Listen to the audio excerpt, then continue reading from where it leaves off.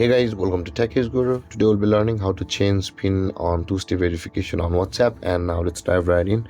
Now to change the PIN number of two-step verification on your WhatsApp, first open up the WhatsApp on your phone. And let's enter the PIN number.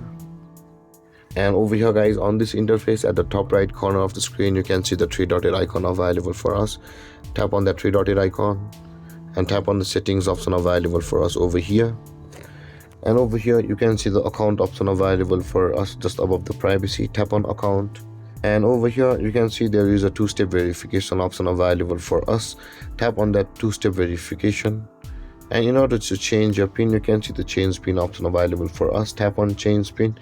Since we had already entered our two-step verification PIN when we had opened the WhatsApp, you will not be required to verify yourself over here. So enter the PIN which you can remember and tap on save.